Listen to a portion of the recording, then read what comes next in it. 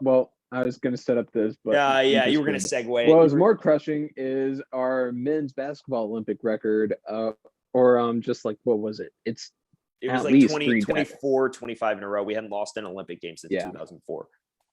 Yeah, so why don't you talk about that? All right. We'll close it off with my rant. Uh-huh. For one, nobody played well with the exception of Jrue Holiday and Bam. And Bam wasn't like a scorer in the second half. He just got big rebounds. I'd be remiss if I didn't look. I'm not, you know me.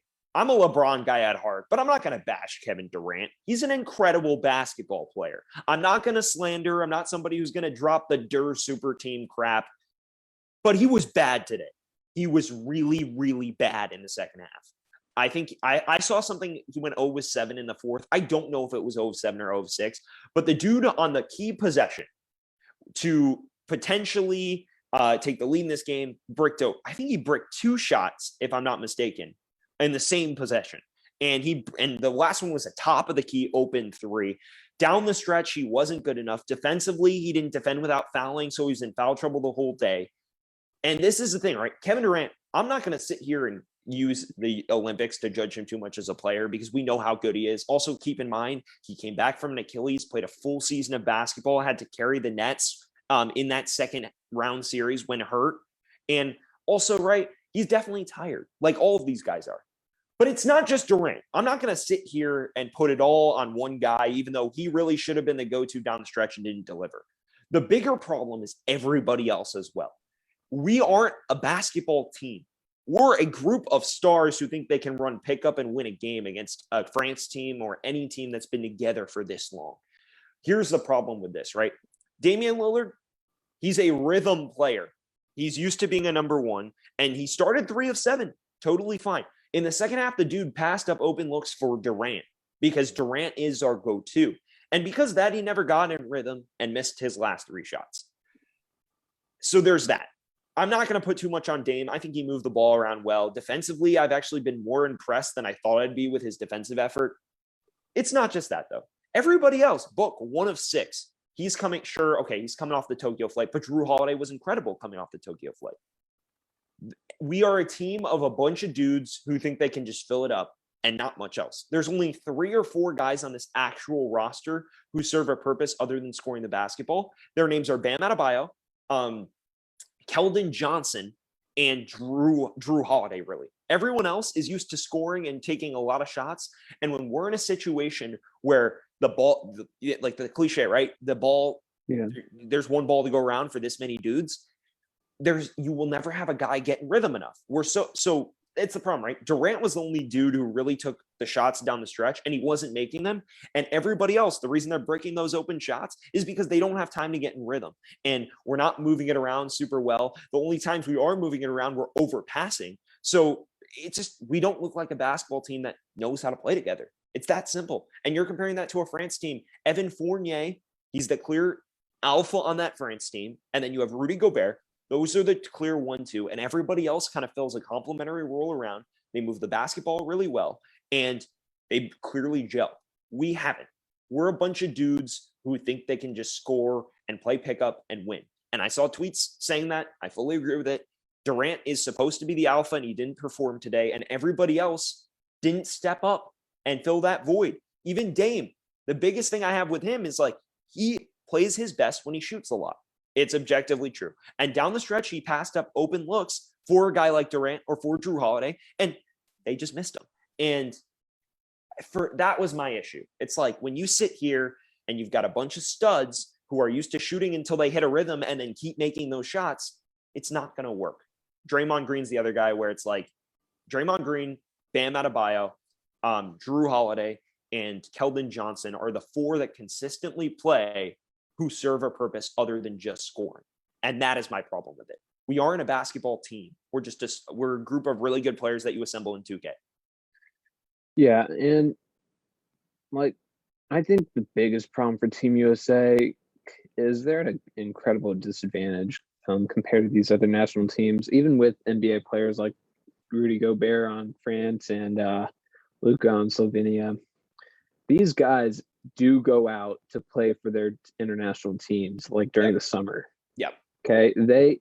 It's like the same team. Okay. They already have chemistry. These guys just got into a team. They didn't even go to the World Cup for basketball. Yeah. Okay. None of them went. I think this is an entirely new team. Tatum did. And if I think maybe a couple others, but Jason Tatum was the one who was like really at the World Cup. If that was the main one, then I mean, no wonder this team can't get good chemistry together. I mean, we just slapped them together. Yeah, no, and that's what I'm trying to say here. Like, I don't want to. Here's the thing about like international play with USA basketball. In the past, right, we would just overpower teams with talent. I mean, when LeBron James was on the team, we had LeBron and KD and Melo and all of these dudes on the same team. And right, that's just a different level, man. Like, you're assembling a team, the best guys in the NBA. And when you're playing with LeBron and KD on the same team, or LeBron, D Wade, Chris Paul, Kobe was on the 2012 team too. It's like, you got no chance. But this is a difference, right? KD, top 3 player in the world. Or some people say 1, I don't, but he's up there. The problem is he's obviously played a long season. He's worn out. All these guys are. And he didn't play well. And he's supposed to be the alpha. When he doesn't perform, everybody else doesn't know what to do because they're so used to just deferring to him because he's the best player on the team. I think Dame in exhibitions did a good job kind of filling that void. And I've seen people say, hey, Dame, you got to step up. You're the most clutch player in the league. Why didn't you take shots down the stretch? And I agree with that. And it's not just Dame. It's when you have so many guys who are used to getting shots on shots on shots in their offenses, and they are only getting them sporadically, they don't have time to establish a rhythm. Dame's one of them. Jason Tatum's another one we got to talk about. Jason Tatum's the undisputed number 1 in Boston, and he's a guy that needs 20 shots a game to really produce at a high level. Or, I mean, we're looking at Devin Booker. These are all dudes who are used to taking a lot of shots in their offenses, who now have to decrease their shooting load. And then when a guy like KD isn't at the level we need him to be, the rest of them, they're like, who takes the shot? And that's what we saw down the stretch today. I remember Vince Carter on air even said, like, who shoots right now? And he said, I know that sounds crazy because we have so much talent, but who's the guy we're going to shoot the basketball? It wound up being Kevin Durant twice, and it wound up being Jrue Holiday once, and none of them went in. And that's something that we need to figure out. Who is going to be the role player on this team? And the only role players we've truly established are Draymond Green for defense, dribble handoffs and pick and roll, Bam for pick and roll and rebounding, Keldon Johnson for 3-and-D, and he didn't play that much today. And that's really the gist of it. Jrue Holiday for all of the little things, defense, passing, ball movement, dirt, like energy, getting rebounds. And I'm very impressed with what he did coming off that Tokyo flight last night. But that's the point we're both alluding to, Joe. We have a bunch of stars, but who willingly says, I'm going to do this? And there are very few who have the skill set to do that because there's just so many alpha scorers on one team. Yeah. Here's my question for you, Sam. It is no secret that this has honestly been like, it feels instantaneous, but it wasn't. But Europe has gotten far better at basketball. And that's the other factor. Like I saw a tweet from Rob Perez today. I think he covers the NBA on Twitter better than a lot of people. Like, I know, like, it sounds weird, right? There are a lot of dudes on Twitter who, like, they just say crazy stuff. Rob Perez, what he will do is break stuff down for you, either in tweets or in Twitter spaces, and he'll talk to you about it.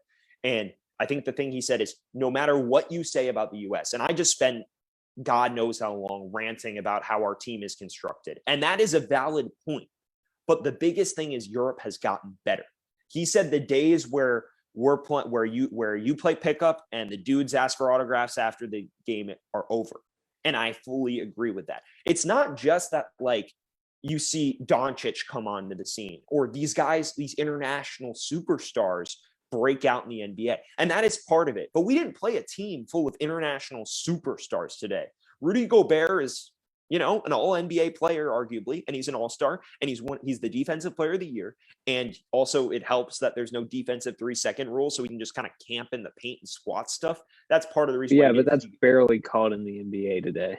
Yeah, but it's accounted for, right? If Gobert can stand there, Yeah. I saw Dame drive once and get blocked. Like Tatum barely drove. Nobody drove because Gobert was just standing there like a brick wall. But that's not it. Like, we didn't play a team full of studs today. We played Evan Fournier, Rudy Gobert, and then a bunch of NBA guys who barely get minutes or guys who play in France. And they outplayed us, frankly. And the reason is because they have been playing together at the international level and they've been improving. Evan Fournier and Patty Mills are two guys that like are kind of role players in the NBA or glorified role players in the NBA who become absolute studs on the international level because they're the alphas for their team and they're used to getting the lion's share of shots. And because they figured out their chemistry and figured everything out, it's not just because Jokic and Doncic are here. It's because teams like this have figured out an identity. We don't have one other than a bunch of dudes who can score. But when you have a bunch of rhythm shooters not getting the amount of shots they need to get in rhythm, that causes a problem. So that's just the difference, Joe. Like, it's not just that our team is constructed we're just trying to out overwhelm teams with talent and it doesn't work anymore. It's because the other teams are fully structured perfectly. And it makes guys like Fournier and Patty Mills look great because they have the proper support and guys playing a specific role. And that's the biggest thing. And they